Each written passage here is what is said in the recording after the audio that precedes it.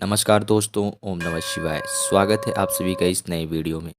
ओम नमः शिवाय, जय श्री शिवाय, नमस्तुभ्यम, हर हर महादेव। मंगलवार हो या फिर एकादशी की तिथि हो, तो आप सभी को यह छोटा सा उपाय अवश्य रूप से करना चाहिए। या फिर मंगलवार को एकादशी पड़ रही हो, यह उपाय जो है तुलसी जी की मिट्टी से आप सभी को करना है। तो कैसे करना है, किस प्रकार करना है, जिससे कि हम भगवान वासुदेव से धन प्राप्ति की इच्छा मनोकामना के लिए उनसे प्रार्थना याचना कर सकते हैं।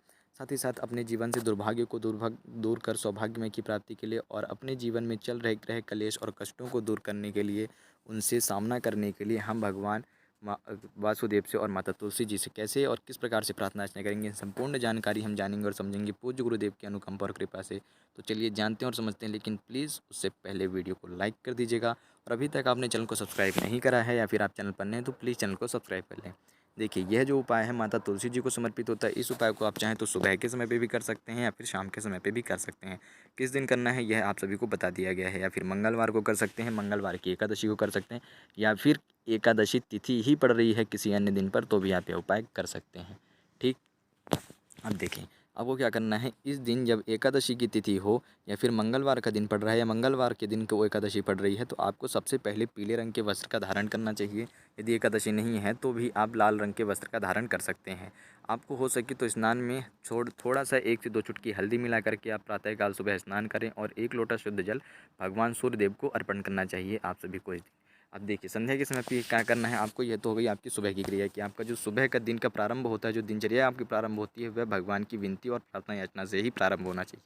अब सुबह आप शाम के समय पे आप क्या करना है। माता तुलसी जी के समक्ष एक आटे का दीपक मढ़कर ले जा सकते हैं या फिर मिट्टी का भी दीपक ले जा सकते हैं। लंबी बाती का घी का दीपक प्रज्वलित करेंगे। जो लोग घी नहीं व्यवस्थित कर पा रहे हैं, उनके पास घी नहीं है, तो वह तेल का भी प्रयोग कर सकते हैं।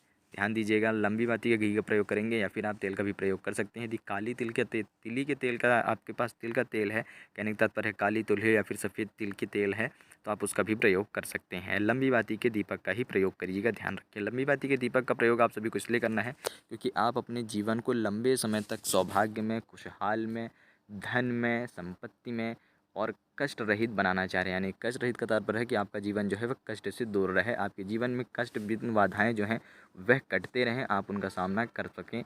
आपको जितना मतलब आप यदि आप जब पूजा अर्चना करते हैं तो कभी भी आपने सत्संग में सुना होगा कि आपके जीवन में यदि इतना कष्ट लिखा हुआ है आपको किसी समय पे, और आप भगवान शिव जी की या फिर किसी भी अन्य देवी देवता की पूजा अर्चना कर रहे हैं, उनसे प्रार्थना अर्चना कर रहे हैं, तो वह कष्ट आपका बहुत ही निम्न हो जाता है, कम हो जाता है। तो आपका जीवन जो है वह कष्ट रहित रहे, इसलिए हम लंबी बाती का प्रयोग करेंगे कि लंबे समय तक भगवान वासुदेव की हमारे ऊपर अनुकंपा कृपा बनी रहे।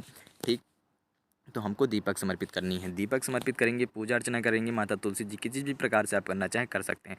पूजा अर्चना कर लेने के बाद आपको थोड़ी सी मिट्टी वहाँ पर से, कहाँ से, इसी गमले में से, माता जी तुलसी जी के वृक्ष में से उठा लेनी है। 1 से 2 चुटकी मिट्टी उठा लेंगे।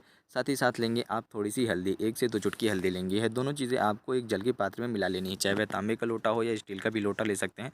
बहुत ज़्यादा जल मत लीजिएगा ताकि आपको वह जल खत्म करने में समस्या है। थोड़ा सा जल लें जितने में आप अपने घर में सभी जगह पे उसका छिड़काव कर सकें। अब इस जल को आपको अपने घर में सभी जगह में छिड़काव करना है। सभी कमरों में करेंगे, खासतौर पे जिस स्थान पर आप धन रखते हैं, जिस स्थान पर आपका बच्चा बैठ के पढ़ाई करता है, आपको अपने बच्चे के कक्ष में करना है। जिस स्थान पे आप भोजन ग्रहण करते हैं, रसोई घर में आप करेंगे, अपनी छत पे करेंगे, अपने मुख्य द्वार पर करेंगे, अपने बगीचे में करेंगे, जो आपका गार्डनिंग एरिया है। या कहने का तात्पर्य है कि आपको अपने घर के सभी उच्चतम और पवित्र स्थानों में इस जल का छिड़काव करना है। भगवान वासुदेव से प्रार्थना आज करनी है। साथ ही साथ आपको अष्टलक्ष्मी जी को याद करते हुए जल का छिड़काव करना है। ध्यान दीजिएगा, जब आप सारी यह क्रियाएं कर रहे हैं तो भगवान वासुदेव और माता लक्ष्मी, माता तुलसी जी को अवश्य रूप से याद करिएगा। भगवान वासुदेव को याद करेंगे तो आपके जीवन से सभी कष्ट विघ्न बाधाएं दूर होंगे। उनकी यदि आपके ऊपर अनुकंपा कृपा बनी रहेगी तो आपके जीवन से सारे कष्ट दूर होंगे। जितनी भी समस्याएं आएंगी उनका समाधान आप खुद ब खुद करते जाएंगे और आपको पता भी नहीं चलेगा कि आप कैसे किसी कष्ट से उभर आए हैं।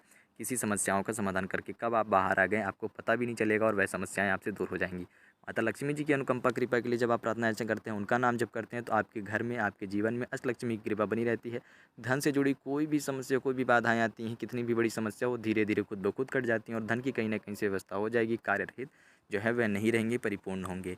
और जब आप माता तुलसी जी की अनुकंपा कृपा करते हैं तो आपके घर में सुख में, शांति में, सौभाग्य में जीवन बना रहता है।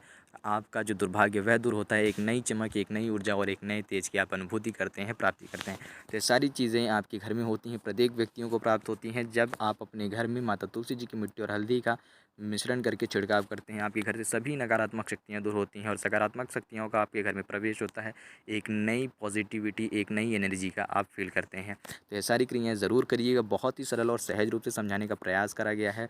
पूज्य गुरुदेव की अनुकंपा और कृपा से उम्मीद करता हूँ आप सभी समझ गए होंगे। आशा है कि आप सभी इस उपाय को अवश्य रूप से करेंगे। यदि कुछ भी प्रश्न हो तो ज़रूर पूछिएगा। जय श्री शिवाय नमस्तुभ्यम। हर हर महादेव। ओम नमः शिवाय।